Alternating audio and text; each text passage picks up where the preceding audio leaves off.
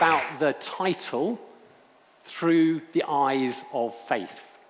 So what do you do if you're a student? You type that into ChatGPT and it gives you an answer. So In the Eye of Faith describes a spiritual perspective where believers see beyond physical limitations to perceive divine truths, God's promises, and future blessings, relying on spiritual understanding from Scripture, prayer, and the Holy Ghost, rather than just worldly sight.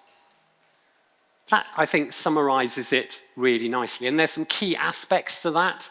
So the whole spiritual vision, a way to perceive spiritual truths and divine realities not visible to the natural eye.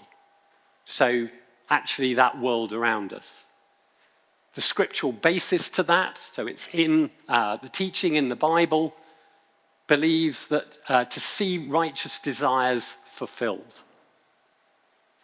In terms of guidance and understanding, it helps us interpret challenges where we actually feel that presence of God, we understand God's path and desires from Scripture, and that helps us to focus on the way forward. Focus and perspective, so keeps believers focused on God and heavenly vision, looking beyond earth's limitations to see God's work. And then finally, as a source of truth, of course that's really challenged in our world today, all these false truths that we hear about, but we have that truth based in the gospel that helps us to see earth and our life here in God's perspective. And if we look to the Bible, we see many descriptions and references to not just eyes and sight. So for example, in Psalm 119, verse 18, open my eyes that I may see wonderful things in your law. Proverbs 4:20-21, pay attention to my words, listen closely to my sayings. Do not let them out of your sight, keep them within your heart. And in Matthew 6:22 to 23, the eye is the lamp of the body. If your eyes are healthy, your whole body will be full of light. But if your eyes are unhealthy, your whole body will be full of darkness. It goes on to talk about worldliness and purity. In 1 John, for everything in the world, the lust of the flesh, the lust of the eyes, and the pride of life comes not from the Father, but from the world. And in Matthew 5, if your right eye causes you to stumble, gouge it out. It's that important that we keep our eyes on the prize. And then in terms of God's watchfulness and guidance, talks in Chronicles about the eyes of the Lord range throughout the earth, strengthening those whose hearts are fully committed to him. And in Psalm 123, I lift up my eyes to you whose throne is in heaven. As the eyes of slaves look to the hand of their master, and the eyes of a maid look to the hand of her mistress, so our eyes look to the Lord our God till he shows us his mercy. And then finally, in terms of seeing God's work, Numbers 22, verse 31, then the Lord opened Balaam's eyes, and he saw the angel of the Lord standing in the way. So again, the difference between vision, which is what I do in my work day to day, but actually seeing beyond that. That's the eyes of faith. So where do I see God? Well, I see God in the everyday. Every time I walk to the station in the morning and see the leaves on the trees, this is a picture of my garden, just the beauty of that is really important to me. And this verse always spoke to me a lot because I work with lots of scientists, and scientists are very renowned for trying to explain things, pushing God to one side. But the reality is I cannot do my job without seeing God day to day. We were having a conversation earlier with Ken about ears and seeing and how they go together, the complexity of the body. Actually, I don't see how you cannot see God in that complexity. take the most advanced camera that you have, it's not a patch on what we can do with our eyes. And of course, more recently, the snow. So the beauty actually of snow and the properties of water, actually that's where God is very visible to us day to day. So let's get back to that journey. So of course we have decisions to make. I'd done 3 sciences at A-level, and the natural thing for me was to go on to university because I was surrounded by a load of people. That's what they did. I know that's not a choice for everyone. My elder brother was an engineer. Most of my family were in the teaching space. And in fact, I had a conversation with my parents about going down those career paths, and the message that came back was, the world's not great at that time, at least for engineers and teachers. But when you were younger, you enjoyed going to the optometrist. Now, I do not remember that to this day. But a friend, his father was an optometrist, so I went along for a day's work experience. I made the tea, I opened the post, and I thought, I'll do university and do something totally different afterwards. So that's how I fell into optometry. Again, looking back now, I can really see how that has worked so well for me. God had a plan for me, but I didn't see it at the time. So I went to UMIS, to the University of Manchester, now absorbed as part of the University of Manchester, and 3 years of the course. Actually, it suited me really well, so I could do quite well compared to others on the course. In those days, I had a course size of a whole 30. Our current course is 150 in a year group, so somewhat different. And I had a great time, again, doing amateur dramatics, music, chapel, all sorts of things. But it was a really good grounding for me and living away from home for the first time. And what I hadn't realized is optometry is not just a degree in its own right. Actually, after your degree, to become an optometrist, you have to go into practice for a year and then do professional exams. So I was wondering about what to do. I went and talked to one of the tutors. In fact, they were the only person at that university that had worked in hospital.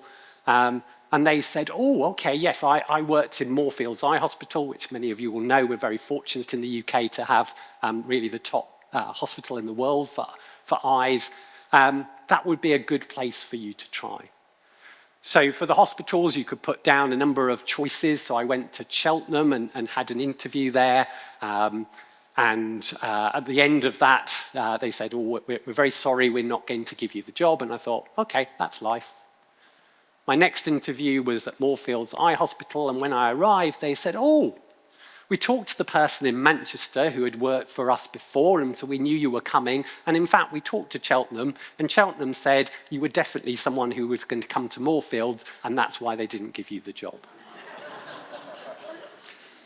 So I ended up back in London, back in this church for the year, playing hockey with the church group, and again, interacting with Box 68. So again, God's guidance on where I was going through that. So this was my time at Moorfields Eye Hospital. This was me at the time. These were the other people I was training with, one of who is the head at City University, another one back in Fiji running optometry there, and another one practicing up in Leicester. So I did my hospital practice, really enjoyed that. It's great to actually be helping people in the real world. And actually that was my introduction to research, working on automatic teller machines, what we now call a bank machine. In those days, it was a green screen, so you had green text on a black screen, but new technology was coming out, and you'll see the technology theme of my talk. So actually we could change the color, we could change the, the font size, and so my work was actually with people who had damaged vision to see what would be optimum for them in terms of foreground, background color, and size of text. And after that, they were quite keen for me to stay in London and keep working in the hospital, maybe doing a PhD in City. But actually, another PhD came up. And this was in Cardiff University, so across in Wales. And now you can see the link to military jets. So I was working for what they now call BAE Systems, used to be called British Aerospace. There was a problem with fast jets flying into mountainsides. And of course, that's quite expensive, never mind the person. So how do you actually look at what people are looking at? And these jets, they use what's called a head-up display. So on the screen is projected the weapon system and where the horizontal is and various other information. And actually it is all focused in the far distance. So it saves the pilot from, as we have to do, look at our near controls and then focus back again. So what we were interested in is why were they not perceiving elements of these displays that would actually keep them safe. And actually, this is a known problem. The Astronomer Royal in 1827 or something around there noticed that if you try and look through a screen, a mesh screen, about a meter away from you into the far distance, it's really hard to do because your focus naturally comes back to that 1 meter distance. So essentially, that's what my PhD was about. BAE Systems at the time was just selling off Rover cars. So again, we had things like car windscreens as part of that, looking at the effect in cars. Has anyone ever driven a car with a head-up display? Oh, golly. So I drove one the first time last year, a BMW in Canada. It's really impressive, actually, just to be able to see you're not having to look down at your speed and stuff. All your navigation systems are just projected on your windscreen. So it's a nice technology, hasn't come, certainly, in terms of domestic use yet. So one incident from those days, one of my experiments, I wanted to create a cloud in my lab. So we had a smoke machine. I billowed lots of cloud into my lab to simulate what we were doing. This is the building. It's called the Redwood Building, and it's shared with pharmacy. Now, I had checked, and there were supposed to be heat detectors, not smoke detectors, but they got it wrong. With a pharmacy department, there's an automatic call-out of 3 fire engines that promptly turned up. And of course, how do you clear your lab of the smoke? You open the window and smoke bellows out the side of the building. So I wasn't the most popular person for a little while. So that was time in Cardiff. And I went to a conference in the USA, and I thought, well, actually, maybe I'll get some postdoc experience in the USA. And actually, I came back, and I remember sitting my girlfriend at the time, who's now my wife, and my parents down and saying, you know, I went to the States looking for a possible job. Well, I've got one, but it's in Australia. So I actually moved out to Melbourne in Australia, spent 3 years there doing some early lecturing and some more research. So you can see being pulled around, but in no cases was God not in that. These were all doors that God opened, and the next step happened. So here am I. I'm in the middle there. My PhD supervisor is to the left. His PhD student supervisor is to the left of him. And then to my right was one of my early PhD students, who was then subsequently head of department after me. And to his right is another of my PhD students and his PhD students, who is now the head of department as of this week. So in research, you end up with this sort of family of people who have supported you along the way. And so from Australia, thinking of coming back to the UK, my girlfriend at the time had done a 2nd degree, so she had stayed in the UK while I was in Australia. We didn't really have email very developed at those times, so lots of long distance letters, etc. But it was time to come back home. And literally, I met someone on the dance floor at a meeting in, again, the US, and they said, oh, there's a job going at Aston University, which is in Birmingham. You might want to apply. So I applied for that.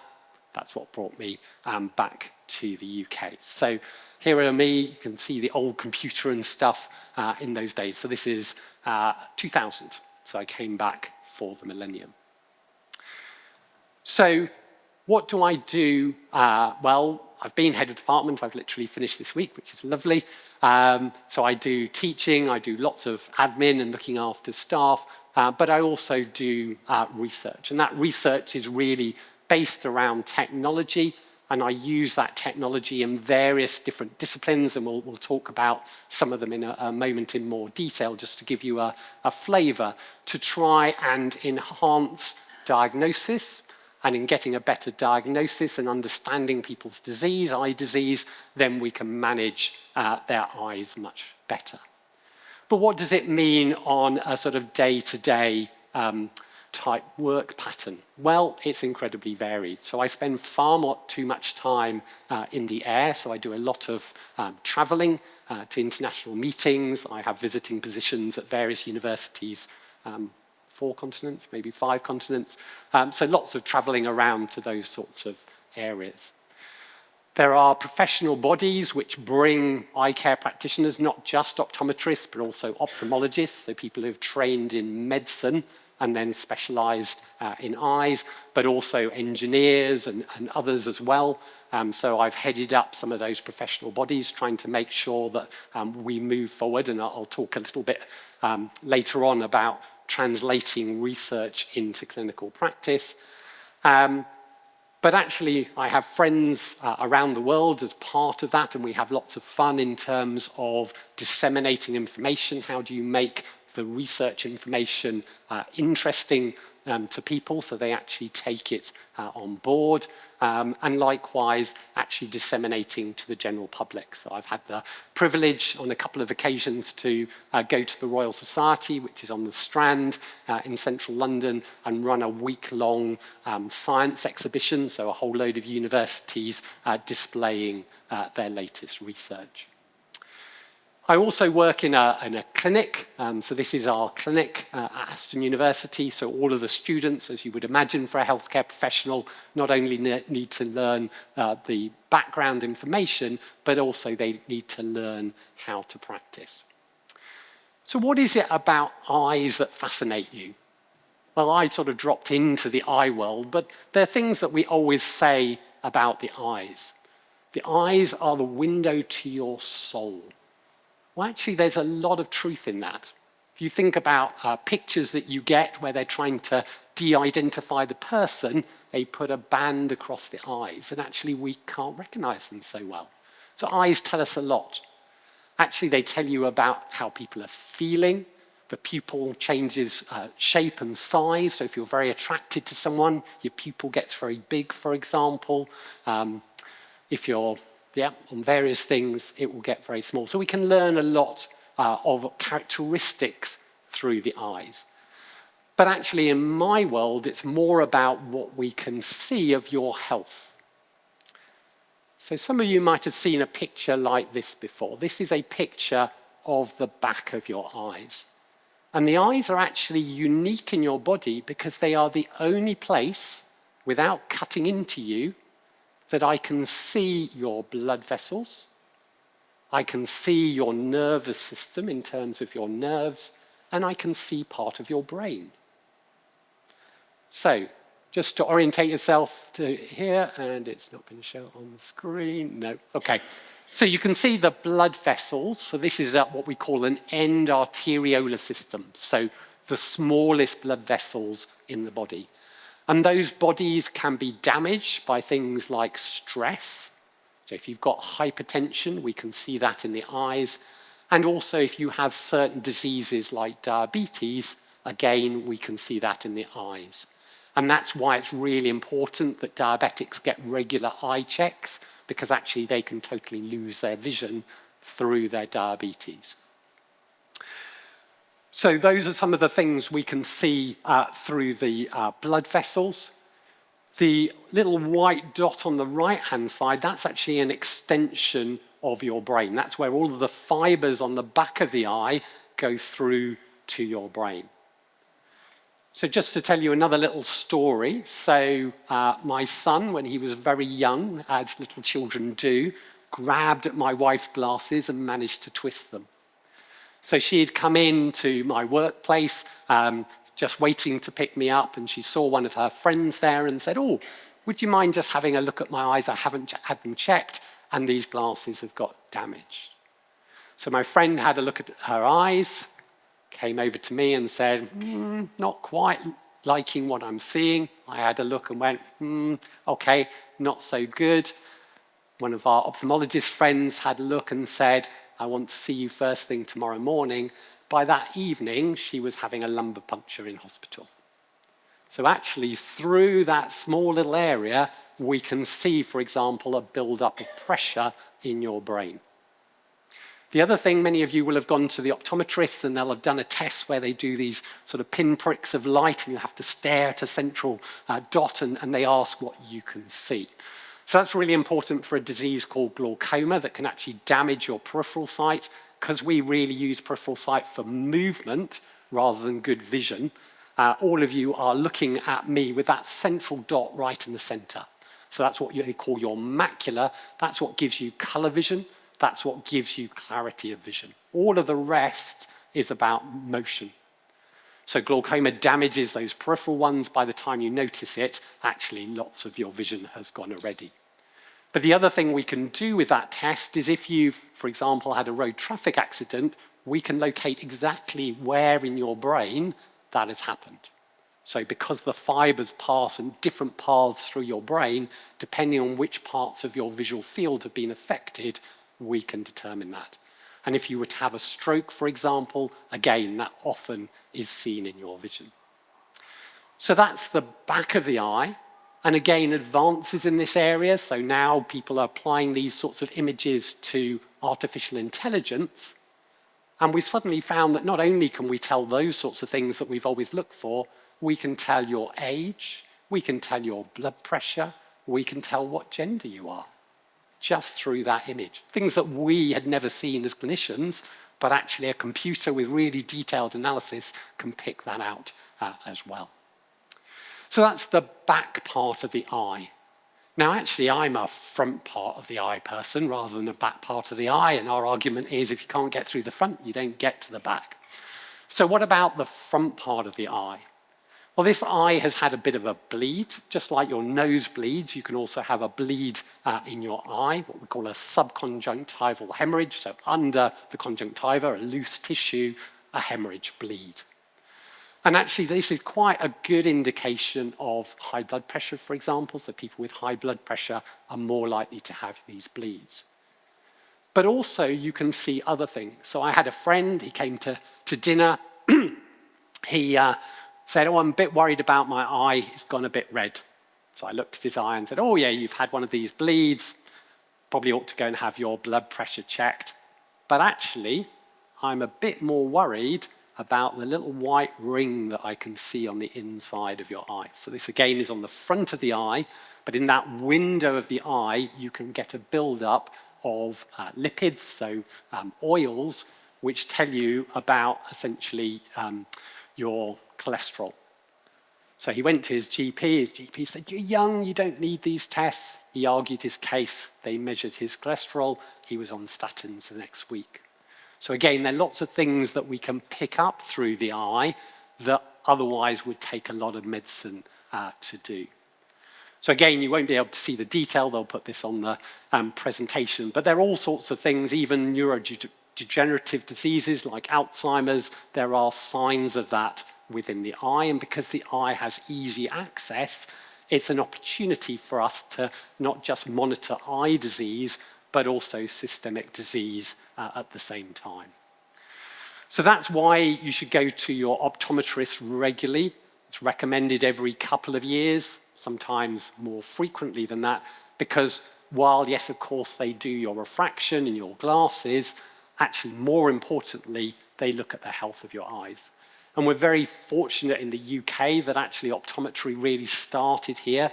Our department is one of the oldest and will be celebrating 100 years next year. So it's a well-developed profession, and it works then very closely with the hospital sector to try and keep people out of hospital departments, because actually hospital departments are quite risky and very expensive to run compared to you being able to go down to your high street.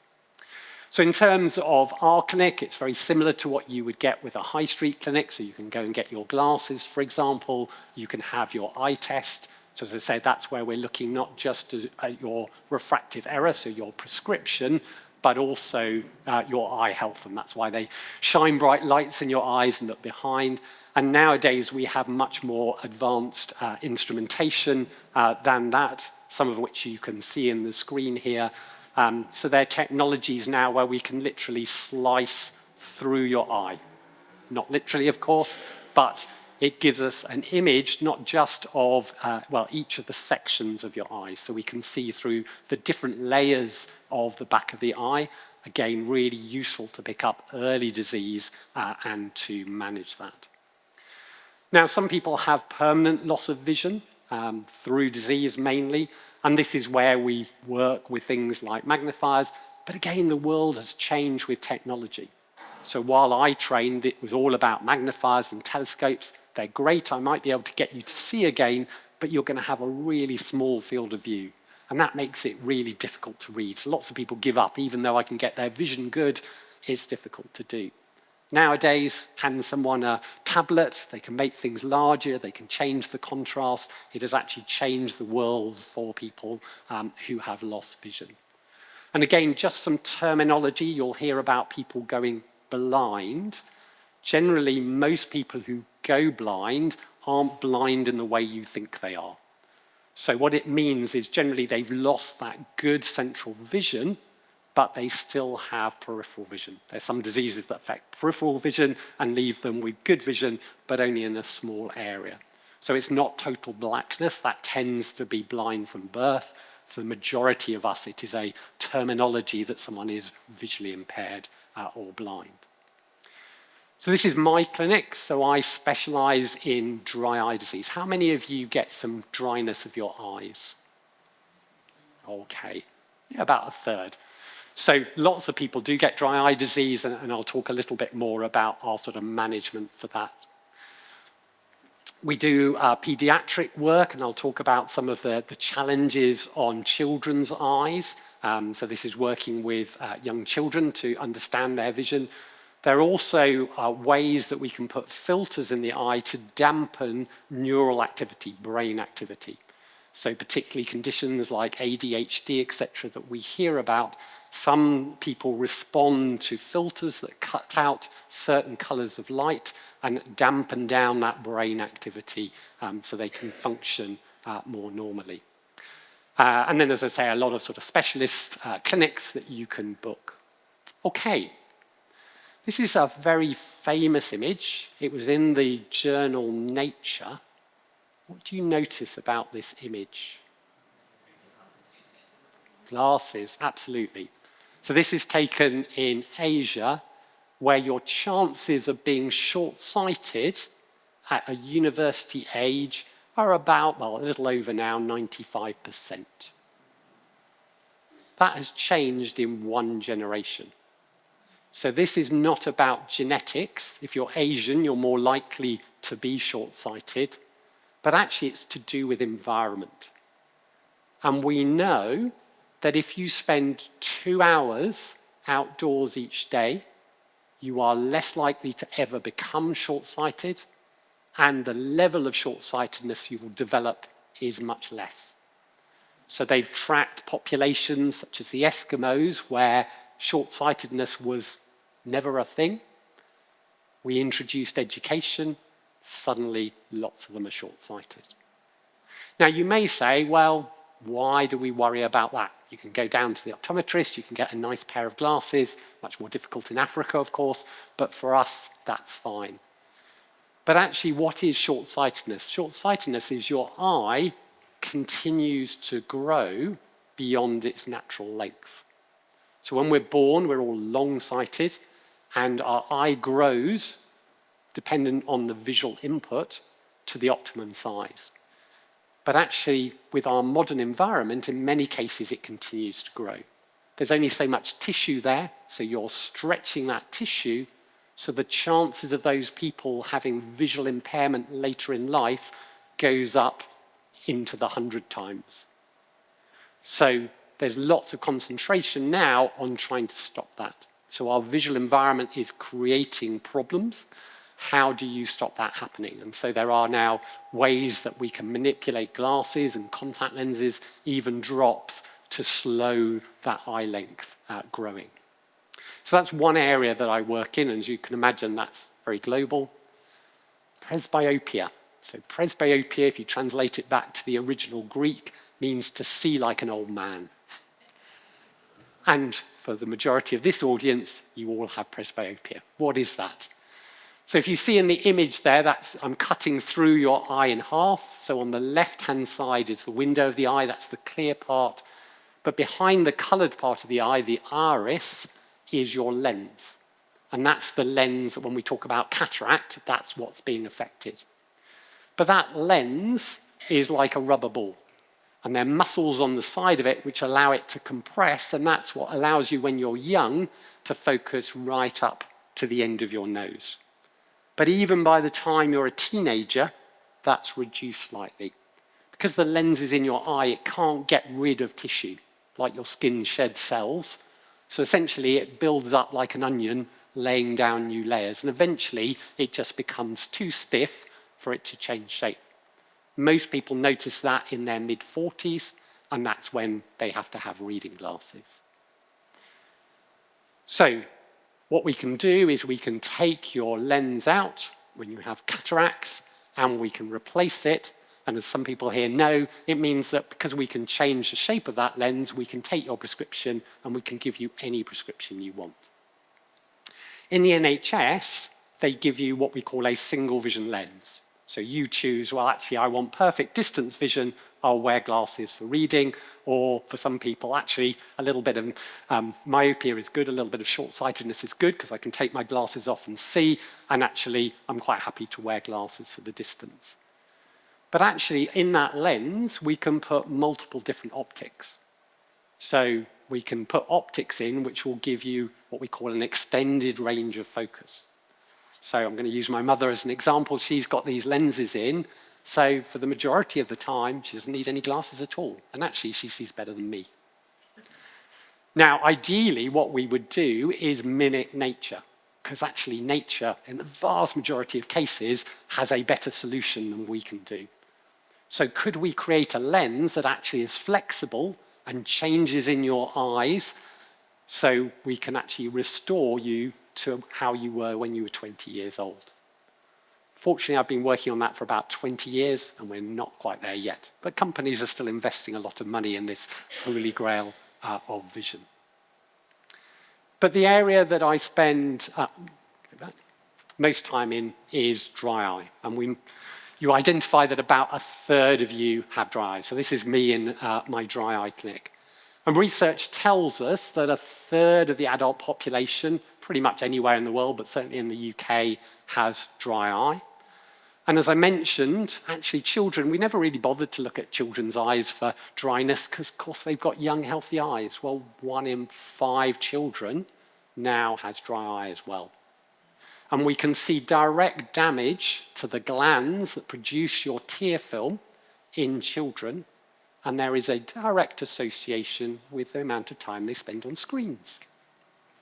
So actually, when we stare to screen, we pretty much stop blinking. And that blink mechanism not only spreads the tears over the ocular surface, but it also controls how they leave the eye, and it pumps those glands. If you're not using the glands, then essentially they die off. So there are lots of things about our lifestyle that affect our vision. Now, for most people, dry eye is a bit of an annoyance. But actually, at the more severe end, it's very much related to anxiety and stress. You can imagine this is a chronic disease, you're never going to get rid of it, and your eyes are permanently uncomfortable. And when they look at how it relates to other diseases, and the way they do this is they say, how many life years are you willing to give up to get rid of your disease? It is equivalent to angina or being on dialysis. So it can get really serious. So a lot of my work is about creating consensus, actually have clinicians learn about the latest evidence and then try and apply that in practice. But also it's about supporting patients. So I have several spin-out companies. One of them does medical apps.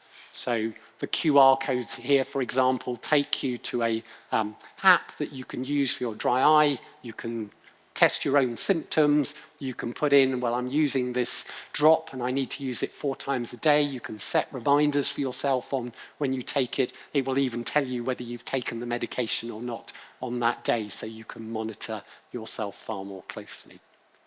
And it's really important that patients can help patients, because I, as a clinician, can tell you about treatment, but it's much harder for me to tell you about what to do when you go on a long-haul flight and how to manage your eye drops and keeping your eyes comfortably.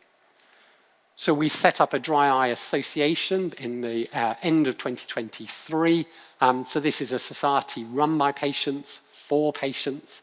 And so this, again, is a website where they've got information, they've got reviews from individual patients about how they've been able to manage their own conditions. And if any of you have dry eye, it would be well worth you going on to that. So as I come towards the close, to me, it's all about keeping your eye on that prize. So as Christians, we have that promise of eternal life. This is all part of the journey towards that. And that support of having that Christian body, that Christian family, is all important to me, and it comes out every day in terms of what I do with my research. Because actually, certainly with patients with dry eye, there is a big psychological element. Not surprisingly, if you're told you've got a chronic disease. So actually, there's some patients who come to me, they've been on every medication going. I tell them that I'm not going to be able to do anything physically for them, but invariably they leave with lower symptoms than they came. So that just ability to relate to people, to really explain their eye condition and empower them to manage it as best they can, is really powerful. So that's really important. And another passion of mine on that journey relates to this paper. So, best title for a paper ever. The answer is 17 years. What is the question? Now, this was a paper in a medical journal. And the answer was the amount of time it takes for research to make it into clinical practice. Shocking.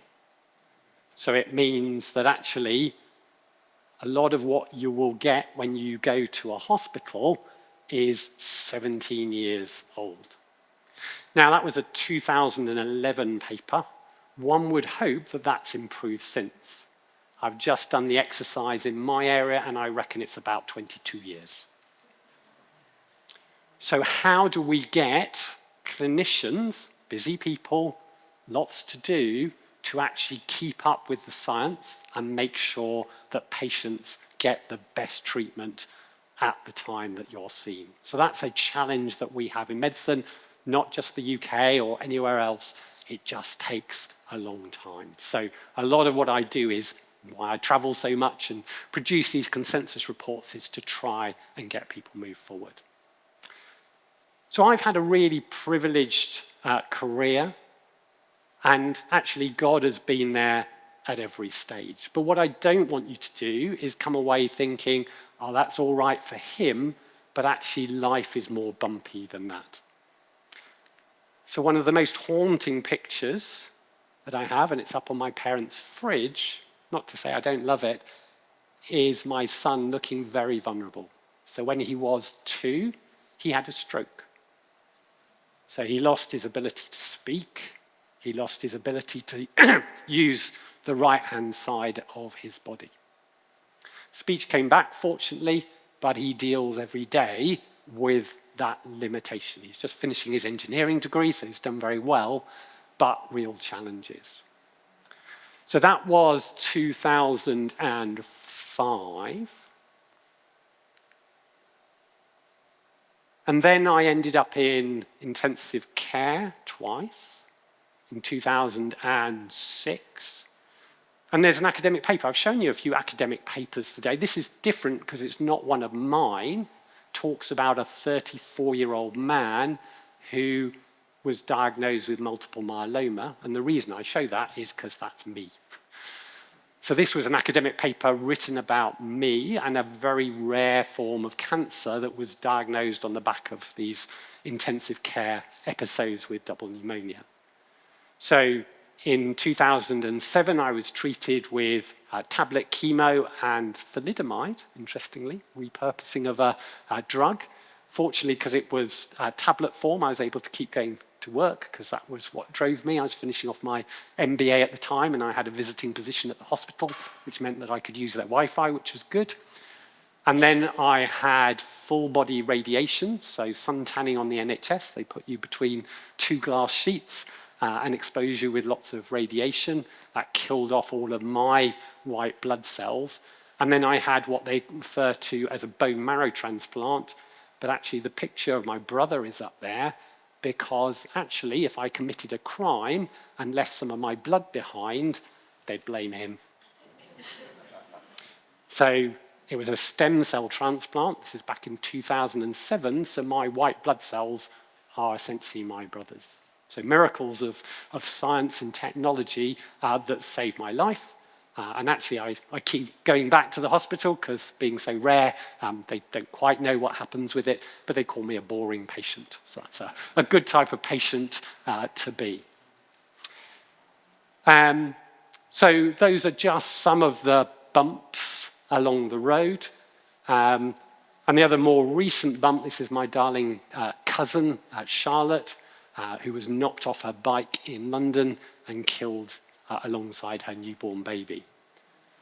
So these are real challenges for your faith, but it is that rock and the knowledge of God and where we're all heading that really gets you through on a day-to-day. So plenty of good things. This is my family. There you see my son in the middle, and my wife Rachel has been a real rock to me over those days.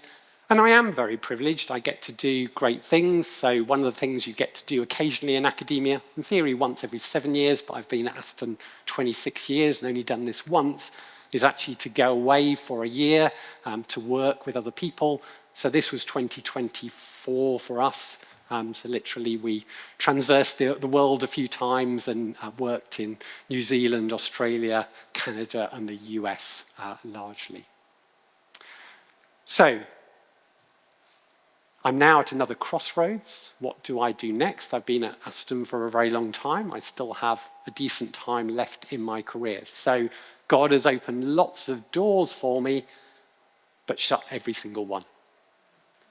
Now, there's still more doors opening, but I have to have that trust. I have to have that thought through faith to actually God wants the best for me, and when the right time comes, he will put me in the right time and the right place for his purpose. So this is on my laptop from the John Wesley's words, do all the good you can, by all the means you can, in all the ways you can, in all the places you can, at all times you can, and to all the people you can, as long as you can. So I thank you very much for your attention, and I hope that was of interest to you just about my journey. Thank you.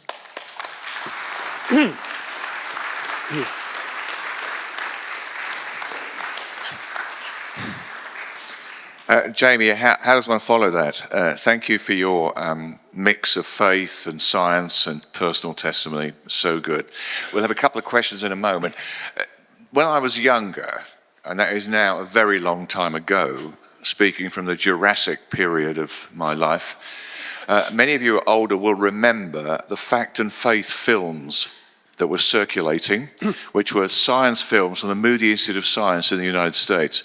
And there were many of them. One of the most famous ones was City of the Bees, which is about the bees vibrating and indicating where the sources of nectar were. And there was a science research centre based at the Moody Institute of Science.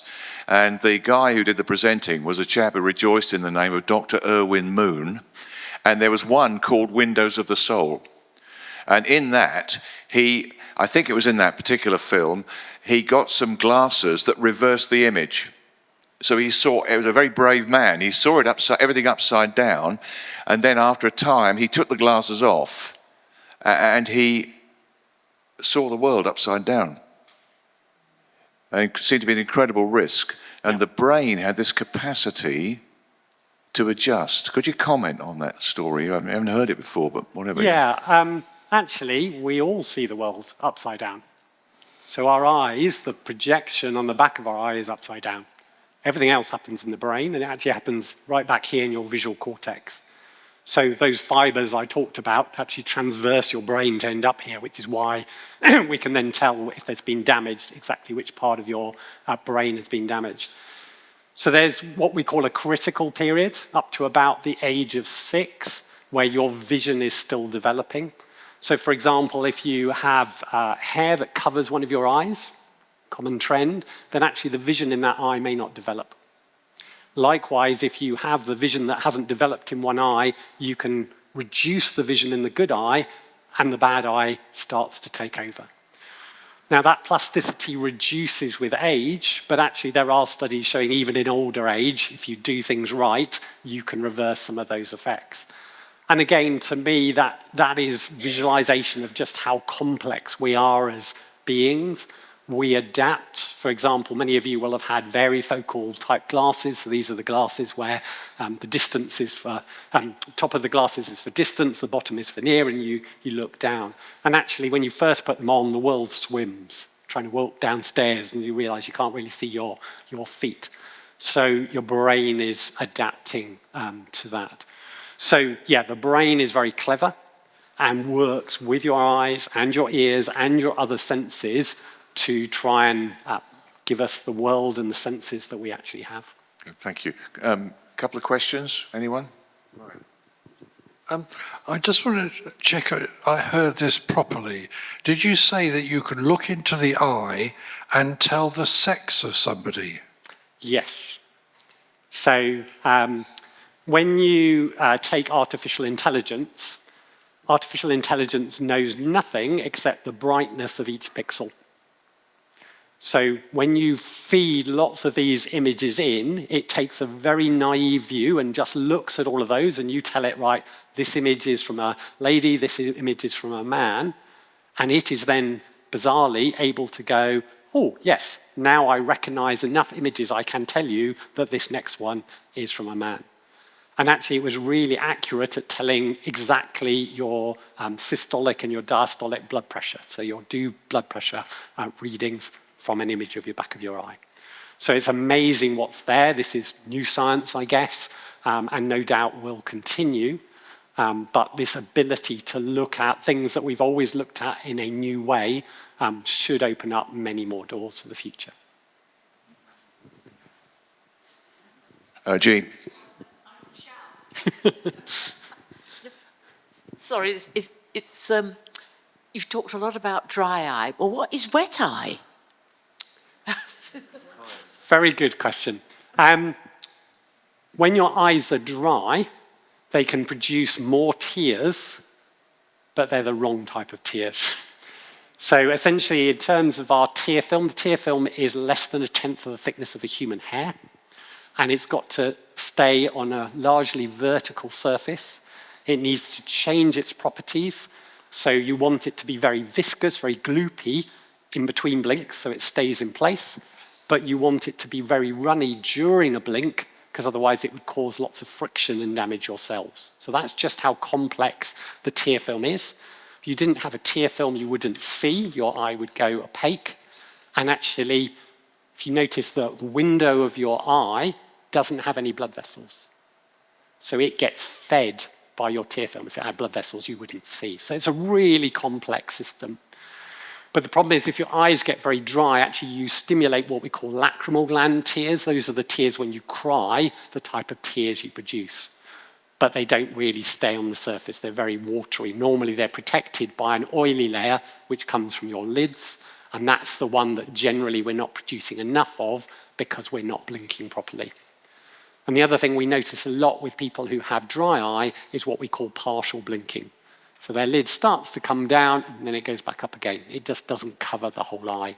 And again, that's largely driven by digital screens, where the information is so intense that we just stop blinking. And so we learned essentially a bad habit, which is I start to close, oh no, I want that information, and we open up again. Now, in a moment, we're going to go to lunch, and time has passed. So I just want, on behalf of everybody, Jamie, to thank you for coming today and for sharing a story. Clinic will be held after lunch in there. Absolutely fine. If you want to stare into your eye. But thank you so much for coming. Let's thank Jamie for coming today. Pleasure.